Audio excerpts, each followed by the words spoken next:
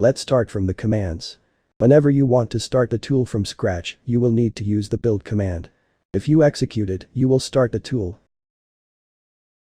And as you can see, the stage is completely empty, since, again, you are starting your creation from scratch. Now, if you need to import certain components from another model into your current creation, you will need to use the import command. Let's say we want to import this airplane into our new creation. Just enter the model to import, and then, we will be asked what components we want to import. Just enter in the chat the components you want to import, separated by a comma. In this case, we will only import the parts, so we enter that, and there we go. The load command doesn't really need any explanation. It has the expected behavior. So we'll just continue. Next, we have the save and the save to commands. Obviously, you can only execute these commands while inside the tool. Whenever you execute the save command, your creation will be saved with the name you entered in the respective text field. Now, the save to command will do the same thing, but you will have to enter the name of the file where you want to save your creation. You will likely get this error when trying to save your creation. This means you didn't add any seats. You must add at least one seat in order to be able to save your creation. The turn command is used to turn or convert actual Minecraft blocks into a model. Whenever you execute this command, you will need to specify a scale. 1.0 being the default scale, as it is the same scale as Minecraft actual blocks. Now, 0.5 is half of 1.0, therefore, it is half the size of a Minecraft actual block. You can use any scale you want.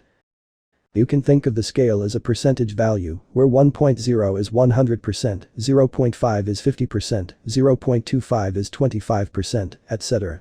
Obviously you can enter a scale greater than 1.0. Again, you can use any scale you want. Let's for example, turn this boat into a model. To do that, we have to select the two corners of the area surrounding the boat, just like you would do when using a plugin like World Edit. So, let's place the blocks that act as the two corners.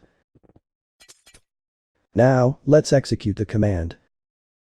For the scale, we will use 1.0. Now that we executed the command, we will be asked to select the two corners.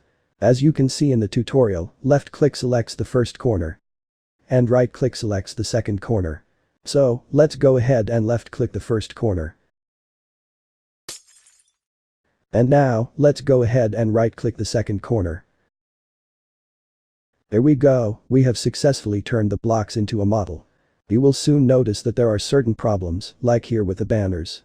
Unfortunately, there are certain limitations, but most of the time you'll be able to create pretty much anything you want. It is very important that you understand how vehicle orientation works.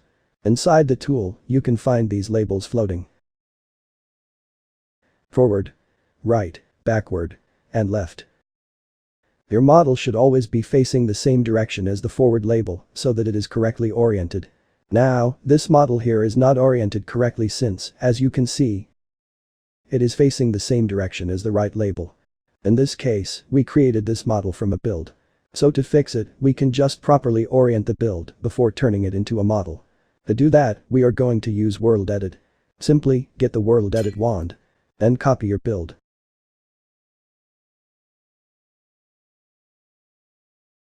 Then rotate it 90 degrees. Then paste it. Let's press F3 on the keyboard. Now, right in the center of the screen, you will see three lines that represent the three dimensions. The line that interests us is the blue one, since it points in the same direction as the forward label. The blue line always faces positive Z, which is south. This model is still not oriented correctly, as it is still facing the wrong direction. So, let's rotate the build again. You may need to rotate your build several times until it is oriented correctly. Now, as you can see, it is correctly oriented, since, again, it is facing towards positive Z. Okay, so, let's turn it again into a model. Awesome. It now faces the same direction as the forward label, so it is oriented correctly. The user interface of the tool is made up of buttons and text fields. This thing here is the main menu. This thing here is the elements list, which is hierarchically ordered. The main menu shows a set of options that are used to modify our model. Right now, the very main menu is displayed, but if you left-click on any of these buttons, you will be redirected to a different menu containing a set of options corresponding to that category. This text field here is used to set the ID of the model. To enter text in a text field, aim at it, then enter something in the chat. In this case, we will name this model My Tutorial Model. The elements list shows the parts and the bones of the model. The elements in black are the parts and the element in gold are the bones. You can select elements from the list by left-clicking on them. For example, if you go to Addition and then left-click a part, it will get selected. You can also set the ID of an element by aiming at it in the list and then entering the new ID in the chat. There is also X button next to the element's ID. You can left-click it to delete that element. To go to the next page of the list, you can left-click this button here. Currently, we are in the page 2. But we can go back and forth in the list. Now, this button here is used to add new bones. If you left-click it, a new bone will be added. Remember that this list is hierarchically ordered, so if a part is rigged by a certain bone, that part will be displayed below it. You can see this clearly right now, with a root bone, which is the parent of every existing part or bone, so everything is displayed below it. These lines here represent the hitbox, also known as collision box. If you go to the hitbox options, you will be able to change the size of the hitbox. These lines here are gizmos. You will use them a lot when building your models. In the case of the hitbox, they are used to resize it. Let's left-click one. As you can see, it gets selected. Now, we are able to move the camera to change the size of the hitbox. Now, if you right-click, the gizmo will get deselected. As you can see, if you change the size on the x-axis, the size on the z-axis will also change, and vice versa. That is because the hitbox will always have the same size on the x and z-axis. Now, this button here is used to show or hide the hitbox. This is solely for eye comfort, the hitbox will still be there. You'll probably want to hide the hitbox to make the tool more comfortable to use. Feel free to do so. It is vital for you to know that the bottom of the hitbox is also the bottom of the model. So you can think of the bottom of the hitbox as the floor. It is clear that this model is not located correctly on the y-axis. It's not a big deal, we will fix that later. Let's ignore it for now. I'll hide the hitbox for now, so it's comfortable for me to use the tool and explain it. And let's go back to the main menu. Let's explain the addition options.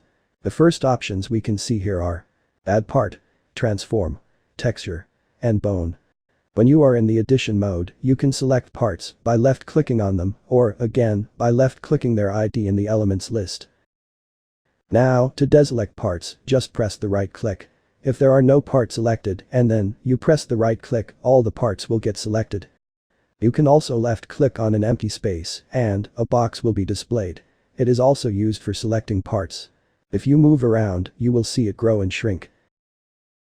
Pressing the left click again will complete the selection, and whatever part is inside the box will get selected. If a part is selected, more options will be available in the menu. We can now see the text field that is used to change the ID of the part, and some other options, like duplicate and delete. Again, you can aim at the text field of the part's ID and enter something in the chat to change it. If we click on Transform, the options to transform the selected parts will be displayed. We can either translate, rotate or scale. Let's for example translate. As soon as we click the Translate option, new options will be displayed. These three options here, X, Y, and Z, are text fields, and they display the translation of the part. But, note that these are also text fields. And, since these are text fields, you can enter a value in the chat to set the translation manually. It's very useful to know this, you will likely need to manually set the translation at some point. Now, we see these three lines here. Again, they are gizmos. But in this case, they are used to translate the selected parts. Just like this. Again, to select a gizmo, left-click on it. To deselect a gizmo, press the right-click. Now, there is a precise button here. You can enable or disable this option. If it is enabled, the part will be translated by a fixed number each time. Please, go ahead and try it yourself. You will quickly understand how it works. Now, the same principles apply for rotation and scale. Therefore, you can rotate or scale parts the same way you do when translating them. Now, if we click on Texture, the respective options will be displayed. The first option is used to change the material of the part. So, let's click on the Set button. As you can see, you have to enter the new material in the chat. For example, let's enter apple. Awesome. Now, you can also just open your inventory and drop an item with the material you want to use. So, if for example, we want to set the material to black wool, then we just have to click the Set button. And then, open our inventory and then, drop a black wool. Awesome. Now, if the material you choose is a block, you will be able to set the block data using this option. You would simply aim at this text field and then enter the block data in the chat. But, if the material you choose is an item, you will be able to set the custom model data using this option. You would simply aim at this text field and then enter the custom model data in the chat. Or, if you want to reset the custom model data, you would just click this clear button. Now, you can also create heads with custom textures. To do so, set the material to player_head. And then, a new option will be displayed. Now, you can enter the custom head skin in this text field. Now, on this website, you can find a lot of custom head textures. The link will be in the description. Once you have found the texture you want, just copy the value from the For Developers section. And then, enter it in the head skin text field. And done. That's it. Now, if we click on bone, an option will be displayed to set the bone that rigs the selected parts. As you can see, the current bone rig in this part is the root bone. You can change that using the Set button here. But we haven't created any bones yet, so we'll skip this for now. Now, we need to center our model before continuing with the bones and animations. So, let's show the hitbox so we can see what we're doing here. As we mentioned earlier, it is clear that our model is not correctly located on the y-axis. Here is the bottom of the hitbox, which also represents the floor. And our model is currently below that. Now before moving the model manually, we highly recommend that you use the center option. This option can be found in the special options. This center button here is the option we are looking for. So, let's click on it. As you can see, it will ask if we are sure we want to center the model, since all the parts will be conveniently located. We highly recommend that you save your model before using this option. So, let's enter yes in the chat to accept. As you can see, all the parts have been relocated. Now, if we check again, it becomes clear that our model is now, in fact, correctly located on the y-axis. It is no longer below the bottom of the hitbox. Now, if it still wasn't located correctly on the y-axis, you could simply go to Edition, Transform, Translate. Then, select all the parts by pressing the right click. And then, moving them with the y-axis gizmo. Just like this. Now, if for some reason you want your model to be below the bottom of the hitbox, you can of course do that without problems. In this case, our model is a boat. And the boats are usually slightly sunken in the water. So, to simulate that, let's move our model slightly below the bottom of the hitbox.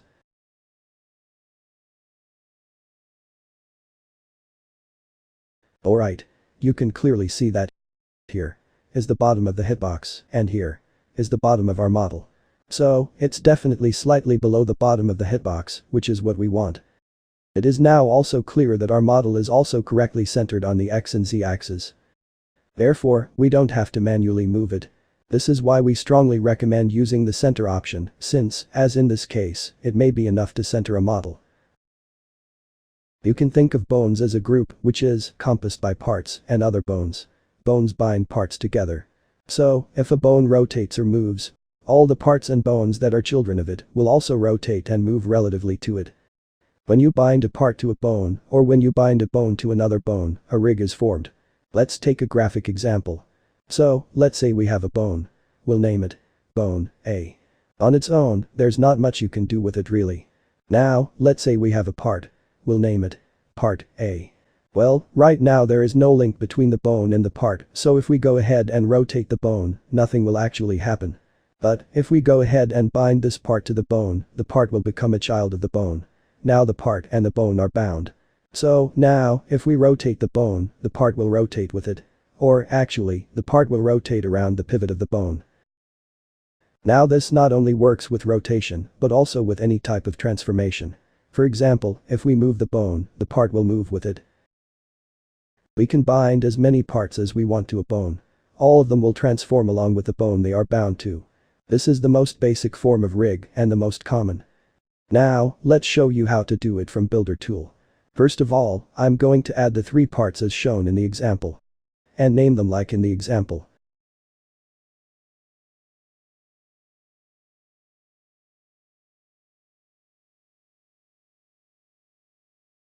Now, I'm going to create the bone as shown in the example.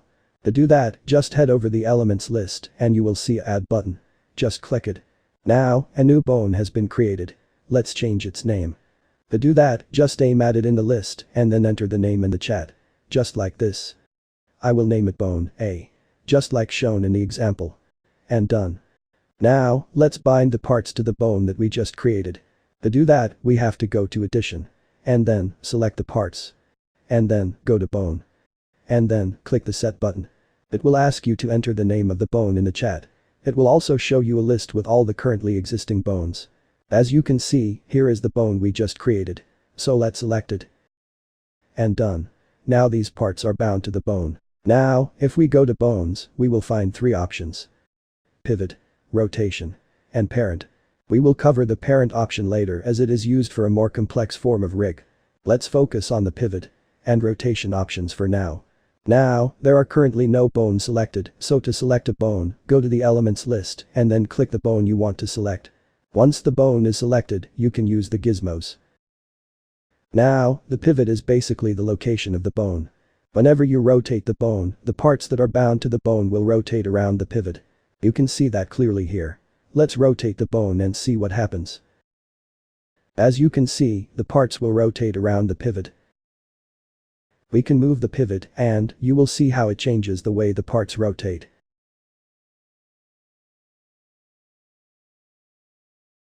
Here, you can see the example and the result. We highly recommend that you go ahead and create your own rig and play with it. You should be able to quickly understand how it works. It is very simple and easy. Now, here is a more complex form of rig. Unlike the previous rig, this one has more than one bone. We have a bone A and a bone B. The bone B is bound to the bone A. Therefore, whenever the bone A is transformed in some way, the bone B is also affected. And, as you can see, there are 2 parts that are bound to the bone B, which are also affected when the bone A is transformed.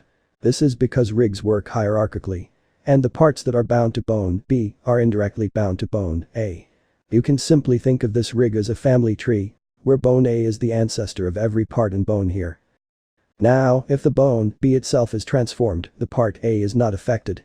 This is because the part A is not bound to bone B, either directly or indirectly. Now, let's show you how to do it from the Builder tool. First of all, I'm going to add the 3 parts as shown in the example. And name them, like in the example.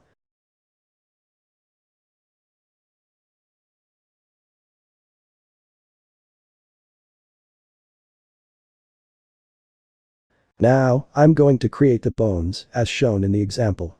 And name them, like in the example.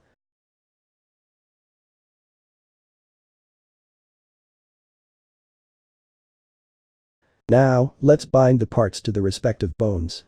As you can see in the example, the part A is bound to the bone A. So let's do that.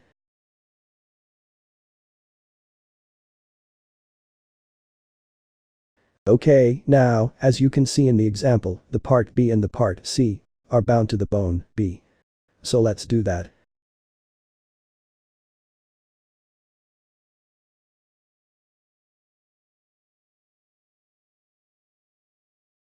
Okay, awesome.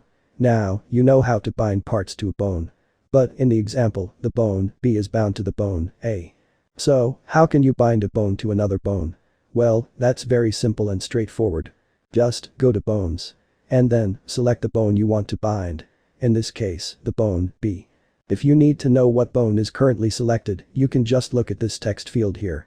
It shows the name of the bone that is currently selected. Okay, now that the bone B is selected, click the parent option. As you can see, it will show the current parent of the bone, which is root right now. To change it, just click the set button here.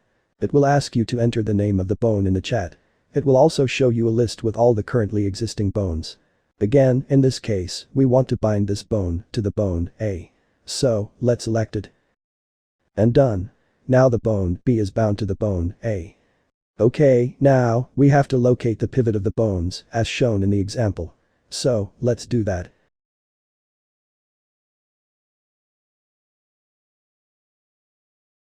Okay, now that the pivots are located as shown in the examples, we can rotate them and see how it behaves. If we rotate the bone A, everything rotates with it. If we rotate the bone B, the part B and the part C rotates with it. Rigs can be as complex as you need them to be. Here is a slightly more complex example. We have 3 bones here and 3 parts. If we rotate the bone C, only the part C rotates. If we rotate the bone B, the part B will rotate, but also the bone C and its children will rotate. Now if we rotate the bone A, everything rotates. Again, rigs work hierarchically. You can simply think of a rig as a family tree. Or even as a skeleton.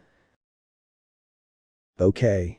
It is time to talk about states. Since, in order to be able to work with animations, sounds, and even particles, you will need to know what states are and what they are for. So, what are vehicle states? Vehicles have different states that define their current actions.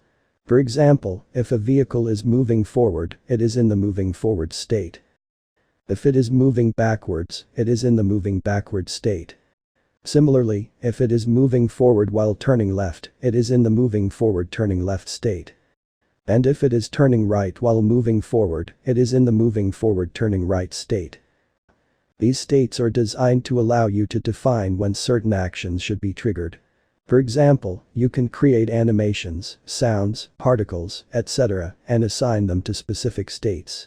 This way, when a vehicle enters a particular state, the associated animations, sounds, and particles are triggered. For instance, you can create an animation of the wheels turning backwards and assign it to the moving backward state. This means that when the vehicle moves backwards, the animation of the wheels turning backwards will be played. The same concept applies to sounds and particles, which can also be triggered based on the defined states. You can assign multiple states to an action. For example, the animation of the wheels turning backwards can be assigned to moving backwards turning left, and moving backwards turning right states to ensure that it plays when the vehicle is moving backwards while turning left or right. In order to animate your model, you must rig it. This is because you can only animate bones, not individual parts. So if you haven't rigged your model yet, you won't be able to animate it. So please, go ahead and rig it, I'll be here waiting for you. Here, we have a wheel that we will be animating. As you can see, in the elements list, there is a bone named wheel bone. This wheel is bound to that bone. So, by animating that bone, we will also be animating this wheel. So, let's go to animation. Here, it will show a list with all the animations we have created. Since we have not created any animation at the moment, here we will only see this button that says New Animation. So let's go ahead and click on it to create our first animation. As you can see, it asks for the name for this new animation, so we have to enter it in the chat. Let's name this animation Tutorial. Okay, done. The animation has been created. You can now see here the name of the animation we are currently working on. There are multiple tools here, please don't get overwhelmed. It's very straightforward. Let's start with these buttons here. This one is used to add a new keyframe. This one is used to delete the keyframe currently selected. This one is used to increase the duration of the keyframe currently selected. And this one is used to decrease the duration of the keyframe currently selected. Up here, we have the timeline. It shows all the keyframes. But obviously there are currently no keyframes to show. Down here, we have the timeline buttons. These buttons here are used to move back and forth between keyframes. And, of course, this button here is used to play and pause. As we mentioned before, we can only animate bones. Therefore, only the bones are visible in the elements list when animating.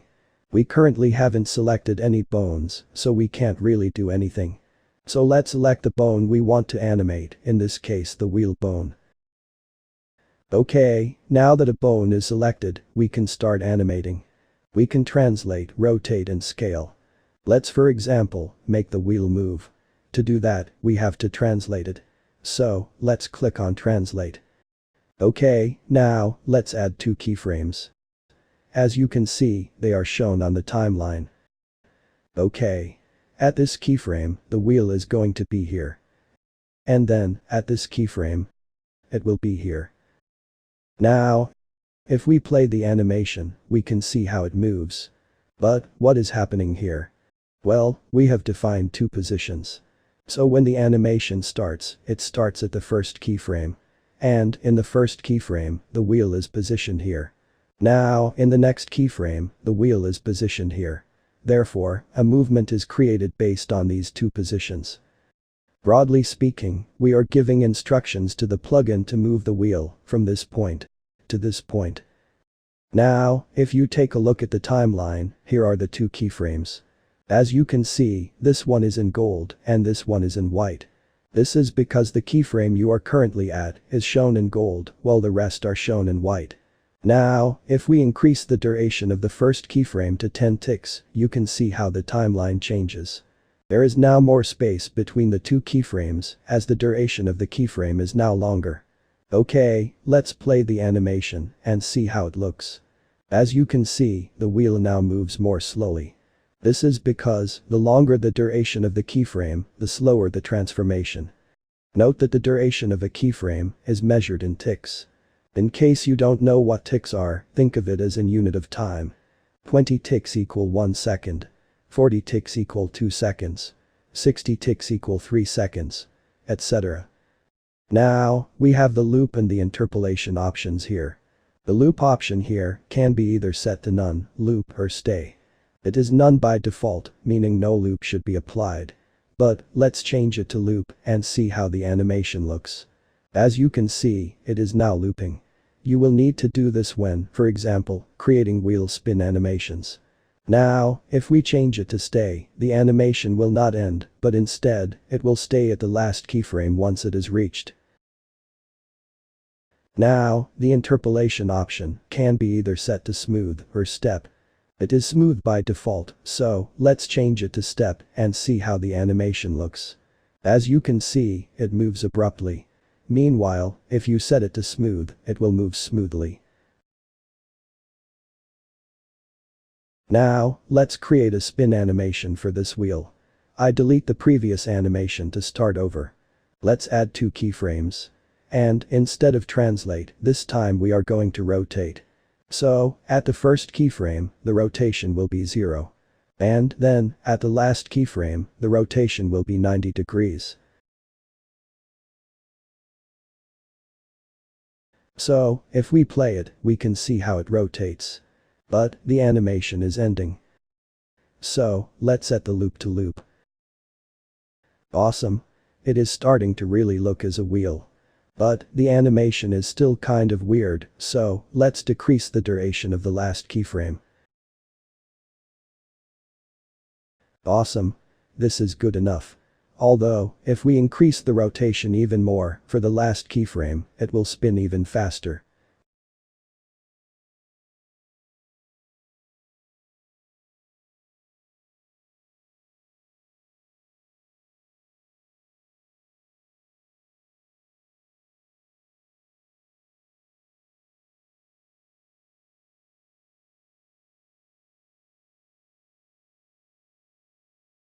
Now, here are some other options that are self-explanatory. The delete option is obviously used to delete the animation. The clear option is used to delete all the keyframes in the animation. The reverse option is used to reverse the animation. Now, there is also a copy option and a paste option. The copy option is used to copy keyframes. If you click on it, it will ask if you want to copy only the current keyframe or all the keyframes in the animation. The copy only the current keyframe, enter this in the chat. The copy all the keyframes in the animation, enter all in the chat. Now, once you have copied keyframes, you can then click the paste option to paste. You can paste the keyframes in the same animation or go to another animation and paste there. Now, there is also a states button here. Well, it is used to set the states in which this animation should be played. If you don't know what states are or what they are for, go back to the minute where states are explained. Now, if we click on the states button, we will be able to set the states. To add a state, just click on this button. As you can see, it will ask for the state to add. And of course, it will show a list in the chat with all the states available. If you hover them, you will be able to see what each state represents. So, let's for example add the moving state. As you can see, it gets added here. Now, if you want to remove a state, just click this X button. And that's it. That's how you set the states. This is basically how you animate a model. Of course, in this example, we animated only one bone. But, you can animate multiple bones if you want. We also only have 2 keyframes, but your animation can have as many as you want. And not only translate or rotate, but also scale. It's time to talk about seats. So let's go ahead and click on the seats button. Well, in this case, we already have a seat. But let's delete it to start over. You can add as many seats as you need. There isn't a limit for that. This is a motorcycle, so it must have 2 seats. So, to add a seat, just click the add button. Now, the zombie represents the seat. You can click on the zombie to select the seat. Okay, now that the seat is selected, we can use the gizmos to put it to where we want it to be.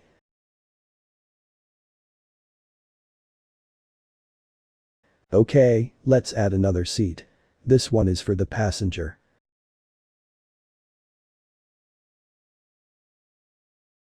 Okay, now that we have the 2 seats, we have to define the operator seat. Now, the operator is the player who has control over the vehicle, so, of course it is important that you set it. So, to set the operator seat, just select the seat and click on this option. As you can see, it changes between yes and no. In this case, we want this seat to be the operator seat, so let's set it to yes. And that's it. It's time to talk about particles. So let's go ahead and click on the particles button. For this tutorial, I'm going to add a particle for the exhaust pipe of this motorcycle. So, let's click on the add button. Okay, now that it is added, you can see it down here, and just like any component, you can select or deselect it. So, here you can see multiple options. And, of course, the respective gizmos for locating the particle. So, let's start with the count option. The count is basically the amount of particles to display. It is 1 by default, so only 1 particle is going to be displayed on every tick. So, let's for example increase it to 10. Now, we can't really see the difference. But, if we increase the dispersion, which is the space between particles, the difference will be evident. So, let's increase its dispersion to 1. Well, there is now a lot of particles being displayed. But, if we set the count back to 1, you can see clearly how the amount of particles decreases. Okay, let's explain the delay option. So, the delay is the time before the particle is displayed again. Right now, it is set to 0, which means that the particle will be displayed on every tick.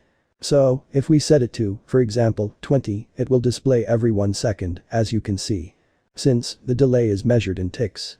Again, 20 ticks equal 1 second, 40 ticks equal 2 seconds, 60 ticks equal 3 seconds, etc. Okay, now we can talk about type-based options. These options are going to depend on the type of particle you are working with. By default, when you add a new particle, the type is set to redstone. And, for the redstone particle, we have these options here.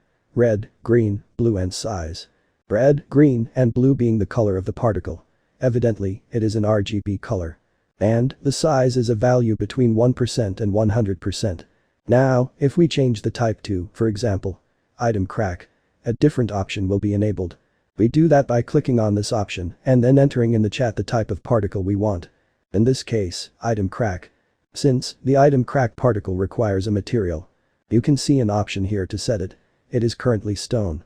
Let's change it to apple. As you can see, now it is the particle of an apple cracking. But as we mentioned before, we want to add a particle for the exhaust pipe, which is basically gray smoke coming out of it. So, let's set the type back to redstone. And then, we have to set the color to gray. Let's go to Google and get the RGB color from the color picker.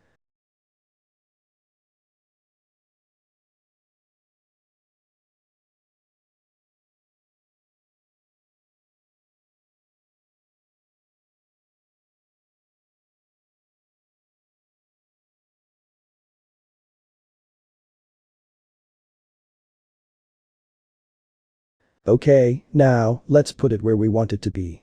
Yeah. In the exhaust pipe.